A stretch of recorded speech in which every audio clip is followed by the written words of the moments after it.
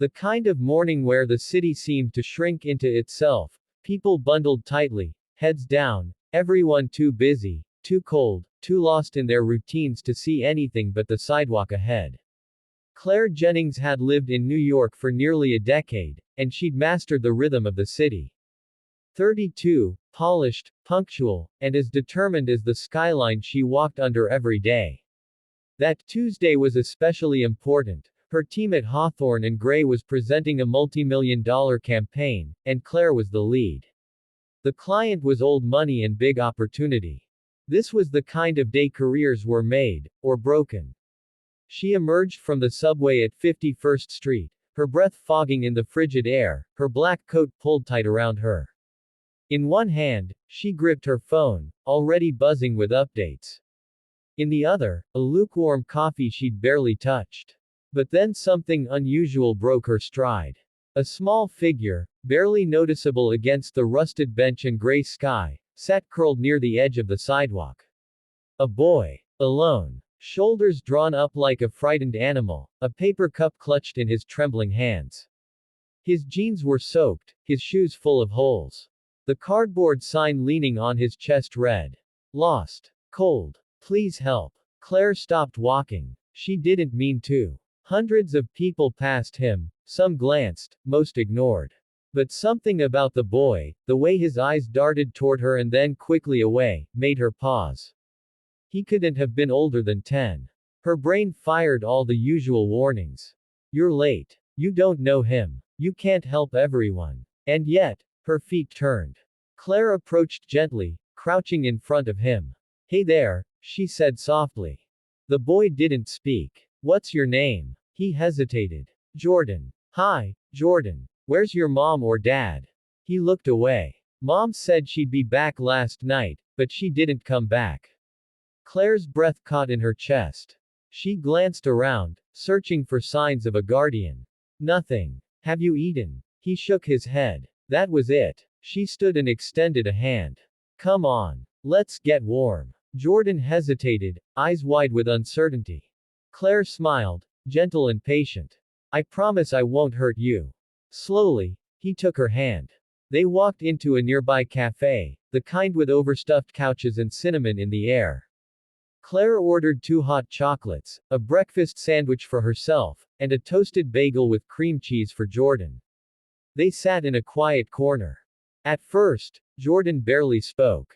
But as the warmth seeped into his fingers and the sugar hit his bloodstream, he began to open up.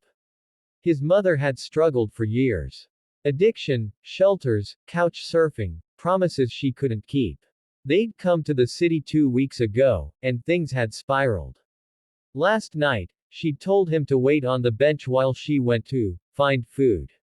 She never came back. Claire sat quietly, trying not to let her heart break too visibly. It should have ended there, a kind gesture, a warm meal, and a phone call to social services. But when the social worker arrived and asked if Jordan had any emergency contacts, he pointed to Claire. "I don't want to go without her," he whispered. The woman, Ms. Arroyo, paused. "Miss Jennings, I know this is unusual, but would you be willing to stay involved? Just until we place him somewhere safe."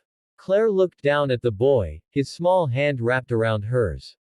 She'd never seen such quiet desperation in a child's eyes before. "Yes," she said. "Absolutely."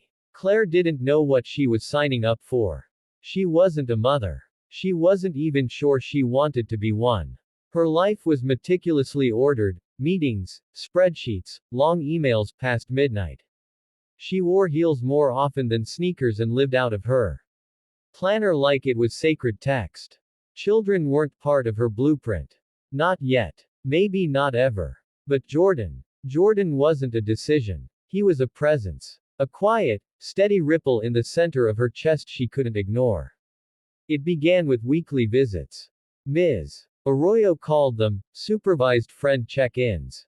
Claire would stop by the foster home every Thursday evening, always bringing something, an art set, a new book, warm socks, a silly science kit.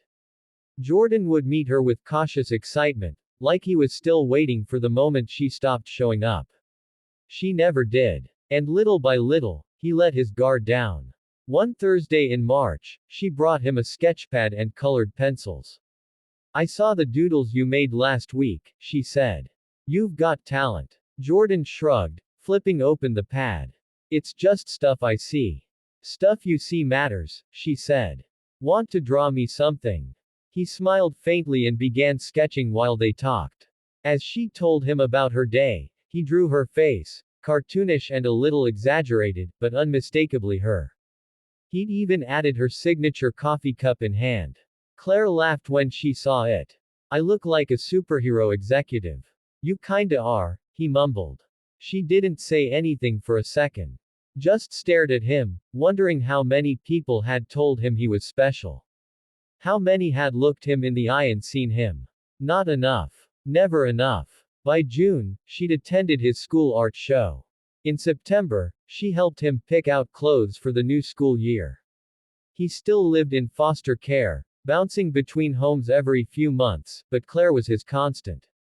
At one point, Ms. Arroyo gently suggested legal guardianship, just to formalize the relationship. But Claire, ever careful, declined. "I don't want to make promises I can't keep," she said. "But I will be there for him. Always." And she was. Over the years, their connection deepened in ways neither of them expected. Claire taught Jordan how to make pancakes, badly. He taught her how to play video games, poorly.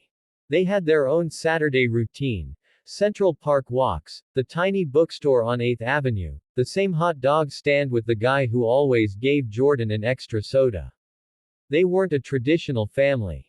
But they were something. Something real. One rainy afternoon when Jordan was 12, they got caught under a bus stop awning, watching lightning split the sky. "Do you think people always leave?" he asked suddenly. Claire looked at him. "What do you mean?" "My mom left. My dad left before I could even remember. Some foster families say nice things, then they leave too." She knelt beside him, brushing his wet hair from his forehead. "Jordan, I can't promise life won't be messy. But I can promise you this, I'm not leaving.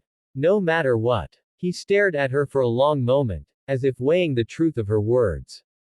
And then he nodded. That night, he drew her a picture, two stick figures under a rain shelter. One holding an umbrella over the other. The caption read, "You stayed."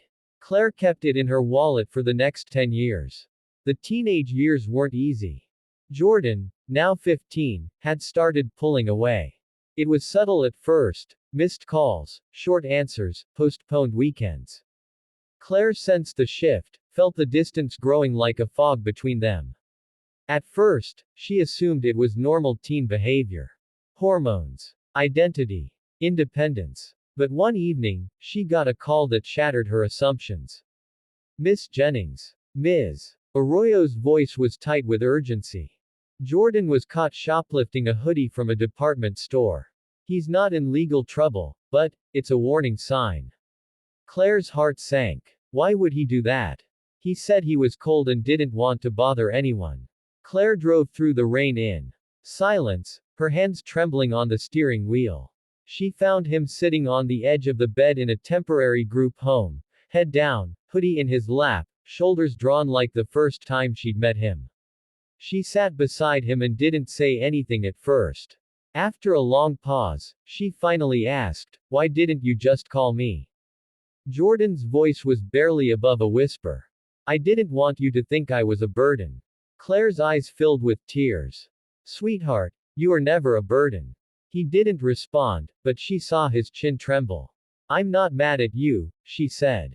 "I'm just scared. I'm scared that you're going through things and trying to do it alone. I thought maybe, if I kept depending on you, I'd mess things up.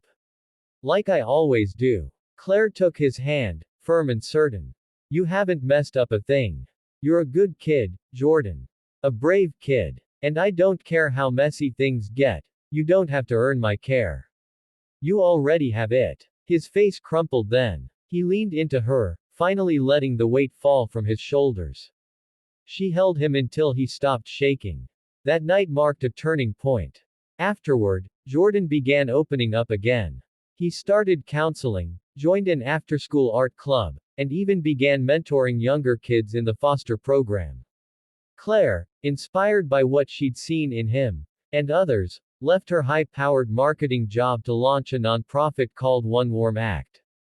Its mission was simple: reach youth in crisis before they disappear into the shadows.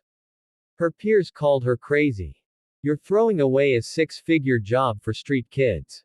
But Claire knew better. She hadn't lost anything. She'd found her purpose. In Jordan, he became the nonprofit's very first youth ambassador.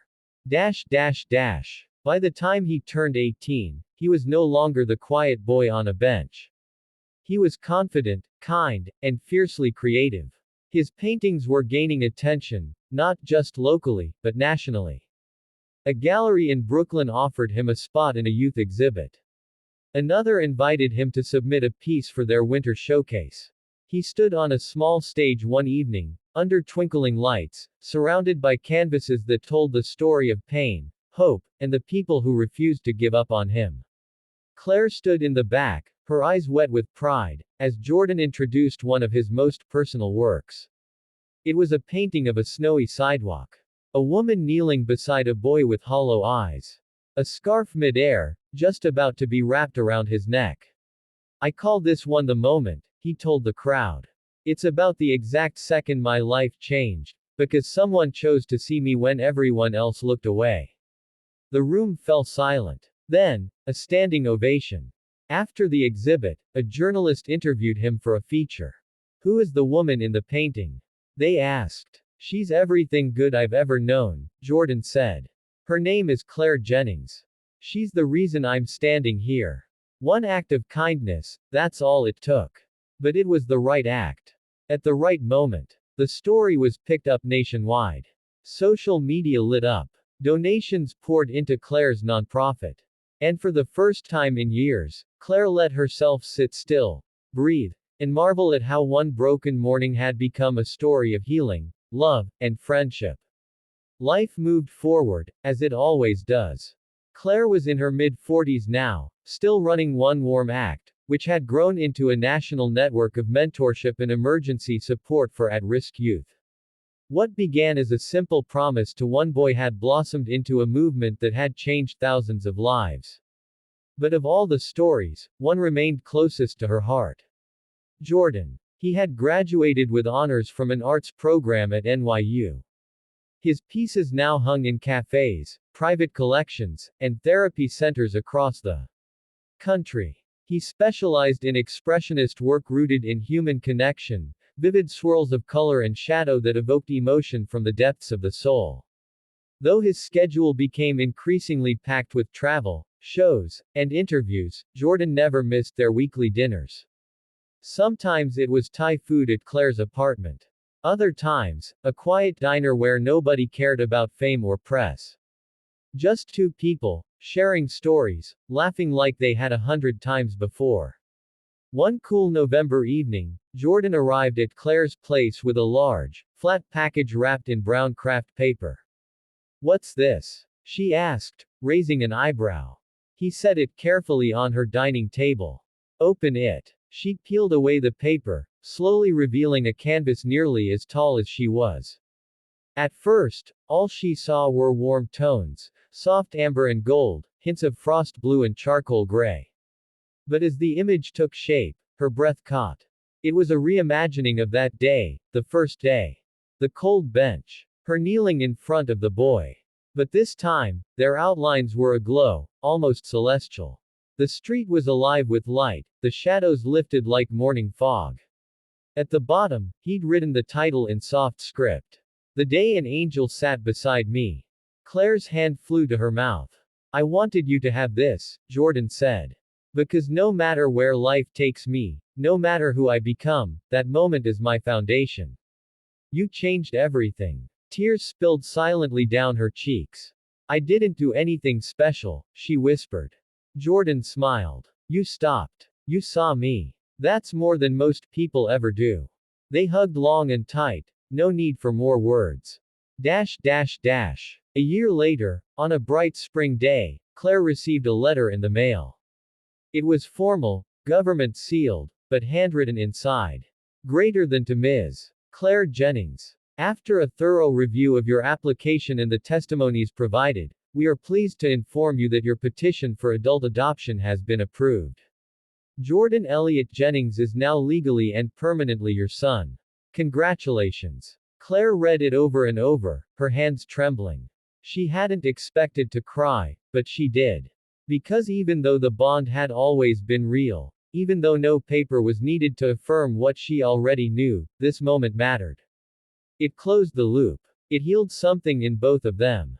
That night, Jordan came over. She handed him the letter, already framed. He read it, eyes wide, and laughed, then cried harder than she'd ever seen. You didn't have to do this, he said through tears. She nodded. I know. But I wanted to. You're mine, Jordan. You've always been mine. He pulled her into the tightest hug they'd ever shared. And for the first time, he said it aloud. Thanks, Mom.